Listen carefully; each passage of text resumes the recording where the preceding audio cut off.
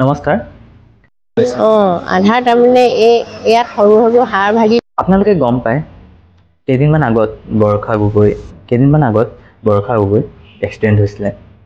তেওঁলোক কম্পিউটাৰ ক্লাছৰ পৰা নিজৰ ফ্ৰেণ্ডৰ লগত সি যেতিয়া ইয়াৰ পৰা ক্লাছ কৰি পিনি ওলালে, তাৰপিছত গড়গাঁও বৰদোৱাৰ মুখৰ ওচৰত ৰাস্তা পাৰ হওঁতে পিছপিনৰ পৰা বহুত স্পীডত অহা গাড়ীয়ে তেওঁক খুন্দা মাৰে, যাৰ বাবে বৰষা আৰু তেওঁৰ ফ্ৰেণ্ড দুয়োজনেই ৰাস্তাত পৰি থাকেগৈ। কিন্তু বৰষা তেওঁৰ যিহেতু স্কুটি চলাই আছিলে, সেইবাবে তেওঁ বহুত বেয়াকৈ দুখ পালে। আৰু তেওঁৰ যেতিয়া পৰিলে, তেওঁৰ পৰা আমি যেতিয়া কথা পাতোঁতে বৰষাই আমাক কৈছে কি, বৰষাই ক'লে কি, মইতো পৰিলোঁ, পৰি যোৱাৰ পিছত মই নিজক উঠিবৰ কাৰণে চেষ্টা কৰিছোঁ। অলপ দেৰিৰ কাৰণে মোৰ শৰীৰটো পূৰা নাৰ্ভাছ হৈ গ'ল, একো কাম নকৰা নিচিনা লাগিছিলে। তাৰপিছত যেতিয়া মই উঠিবৰ কাৰণে চেষ্টা কৰিছোঁ, উঠিব পৰা নাই। তেওঁ ওচৰত দুজনমান মানুহে আহি পিনি তেওঁক উঠাইছে।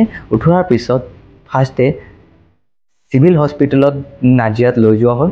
নাজিৰাৰ পৰা তেওঁক ট্ৰান্সফাৰ কৰিলে জয়সাগৰ হস্পিটেলত, কিন্তু ট্ৰিটমেণ্ট ভাল নোপোৱাৰ কাৰণে আৰু ডক্টৰ নথকাৰ বাবে, কাৰণ আজিকালি আমাৰ আসাম গভৰ্ণমেণ্টে মেডিকেল বনাই দিয়ে, চব ঠিক থাকে, কিন্তু আমি যেতিয়া কিবা এমাৰ্জেঞ্চি কেছ হ'লে ইমিডিয়েটলি ডক্টৰ পোৱা নাযায়। আৰু ডক্টৰ আহিব, এতিয়া ময়ো সেইটো টাইমত উপস্থিত আছিলোঁ আৰু কথা পাতোঁতে গম পোৱা গ'ল কি ডক্টৰ বৰ্তমান এভেইলেবল নাই, নেক্সট ডেহে ডক্টৰ পোৱা যাব। সেইবাবে তেওঁলোকৰ ঘৰৰ পৰিয়ালে সিদ্ধান্ত ল'লে কি আমি ইমিডিয়েটলি ডিব্ৰুগড় আসাম মেডিকেল লৈ যোৱাটো উচিত হ'ব। ডিব্ৰুগড় আসাম মেডিকেল লৈ যোৱাৰ পিছত তাত ট্ৰিটমেণ্ট ভাল চলি আছে। মই ৰিচেণ্টলি কালি গৈ আহিছোঁ আৰু বৰষাক লগ কৰিলোঁ। সেইখিনি এই ভিডিঅ'ত আপোনালোকক পূৰা ভালকৈ দেখুওৱা হ'ব। বৰষাৰ এতিয়া কেনেকুৱা কণ্ডিশ্যন আছে, সকলোখিনি দেখুওৱা হ'ব। সেইবাবে ডিব্ৰুগড় 26 মাৰ্চতে তেওঁক ডিব্ৰুগড়লৈ লৈ যোৱা হৈছিলে আৰু মই যাব পৰা নাছিলোঁ। সেইবাবে মই কালি বৰষাক চাবৰ কাৰণে গৈছিলোঁ। কালি যাওঁতে তেওঁক ফাৰ্ষ্টতে মই ভাবিলোঁ কি, ডিব্ৰুগড় যেতিয়া মই পোৱাৰ পিছত বৰষাক কিবা খাবৰ কাৰণে, কাৰণ মেডিকেলততো আমি গম পাওঁৱেই কেনেকুৱা অৱস্থা হৈ যায়গৈ চবৰে। মেডিকেলত খাবলৈও একো মন নাযায়গৈ, বহুত মানে ভাল নালাগে।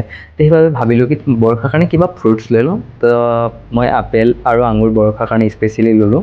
তেওঁৰ লগত কণ্টেক্ট কৰা হ'ল। তো কণ্টেক্ট কৰাৰ পিছত তেওঁ ক'লে কি অৰ্থ'পেডিক ডিপাৰ্টমেণ্টত মোৰ বেড আছে, আপোনালোকে ইয়ালৈ আহক।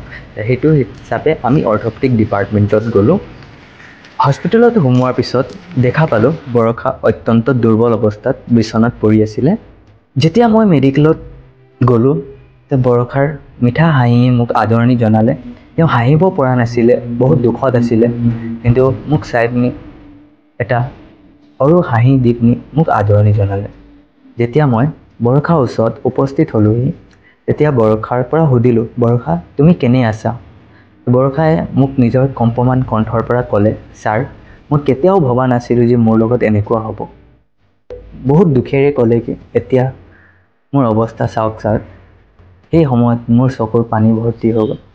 সেই সময়ত তেওঁৰ মাতৃ তেওঁৰ ওচৰত আছিল।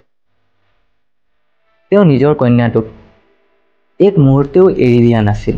তেওঁ বহুত কষ্ট কৰিছে, সদায় বৰষাৰ ওচৰত বহি আছিল, বহুত দুখ কৰিছে, কাৰণ তেওঁ ভাবি আছে কি তেওঁৰ ছোৱালীজনী অতি সোনকালে উঠিব, থিয় হ'ব, কিন্তু বৰষা শৰীৰে তেওঁক সহায় কৰিব পৰা নাই আৰু তেওঁ উঠিব পৰা নাই। এতিয়া চিকিৎসাৰ বাবে বহুতখিনি পইচা দৰকাৰ হৈ আছে।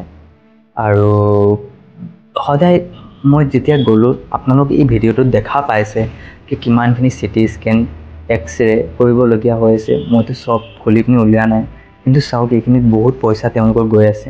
আৰু MRI চিটি স্কেনো কৰোৱা হ'ল। তাৰপিছত ডাক্তৰে কৈছে যে চিকিৎসাটো মানে অলপ বহুত টাইমলৈকে চিকিৎসা চলি থাকিব। আৰু আপোনালোকেও গম পায় যে দিন হাজিৰা কৰি পিনি খোৱা মানুহৰ কিমান অসুবিধা হয়। আৰু এনেকুৱা প্ৰব্লেম বৰষা ঘৰত আহিছে। অহা শুকুৰবাৰে তেওঁক অপাৰেশ্যন ডিম ফিক্স কৰা গৈছে আৰু সেইবাবে পইচাৰ বহুত অভাৱ হৈ আছে। আৰু আপোনালোক পাৰিলে হেল্প কৰক।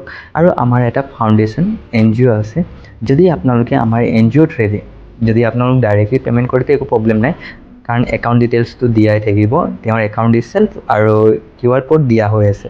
আৰু ইনকেছ আপোনালোকক যদি স্পেচিয়েলি টেক্স বেনিফিট লাগে, কাৰণ আপোনালোকে পে'মেণ্ট কৰিছে এটা ভাল কাম, মানে কাৰোবাক সহায় কৰিছে, বহুত ভাল কাম কৰিছে, কিন্তু আপোনালোক ভাবিছে কি সেই সহায়ৰ বিনিময়ত কিবা আমাক টেক্স বেনিফিট লাগে, তেন্তে আপোনালোক ডাইৰেক্টলি আমাৰ লগত কণ্টেক্ট কৰক। আমি সেইটো পৰ্যায়লৈকেও আপোনালোকক সহায় কৰিম। কোনোবা মানুহে যদি ভাবে কি মই স্পেচিয়েলি ডাঙৰ এটা এমাউণ্ট দিব বিচাৰিছোঁ যাৰ পৰা ডাইৰেক্টলি আমাৰ বৰষা ভাল পাই যাওক, তেন্তে আপোনালোক স্পেচিয়েলি আমাৰ NGO একাউণ্টটো ব্যৱহাৰ কৰিব পাৰে আৰু আপোনালোকক স্পেচিয়েল আমাৰ পিনৰ পৰা এটা চাৰ্টিফিকেট প্ৰদান কৰা হ'ব, যাৰ ফলত আপোনালোকৰ টেক্সত বেনিফিট পাব। তো ইমানখিনি। আৰু স্পেচিয়েলি এই বৰষাৰ লগত আমি কি কি কথা পাতিছোঁ, তেওঁ কেনেকুৱা আছে, তেওঁৰ মায়ে কি কৈছে, সেই সকলোখিনি এই ভিডিঅ'টোত পূৰা ভালকৈ দেখুওৱা হৈছে। আপোনালোক চাওক আৰু বৰষাক হেল্প কৰক, কাৰণ বৰষা আমাক অতি সোনকালে ভাল হ'ব লাগে। ডক্টৰৰ মতেতো অলপ টাইম লাগিব পাৰে। আমাৰ চিৰাম ইনষ্টিটিউটত থকা আপোনাক এটা সহায় কৰি দিছোঁ। আমাৰ আৰু কৰিবলৈ ঘূৰিয়ে ফুৰিছে সেইবোৰ।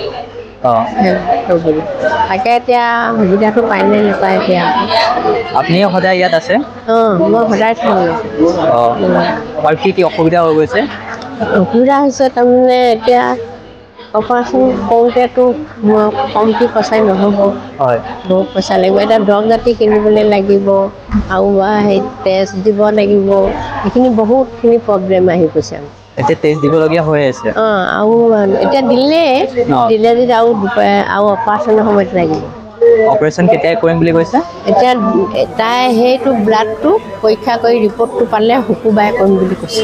আচ্ছা, শুকুৰবাৰ দিনাখন সেনেকৈ বুলি কৈছে। আধাৰ তাৰমানে ইয়াত সৰু সৰু হাড় ভাগি গৈছে আৰু ৰাজহাড়ডালত ফ্ৰেকচাৰ হৈ গৈছে। তেওঁলোকে মোক সহায় নকৰিলে মই তাৰমানে আমাৰ ঘৰৰ অৱস্থা পাতি বৰ ভাল নহয় আৰু সেইভাগে বহুতে সহযোগ কৰি আছে। যদি সেইফালৰ পৰা পাই মই বহুত সুখী হ'ম।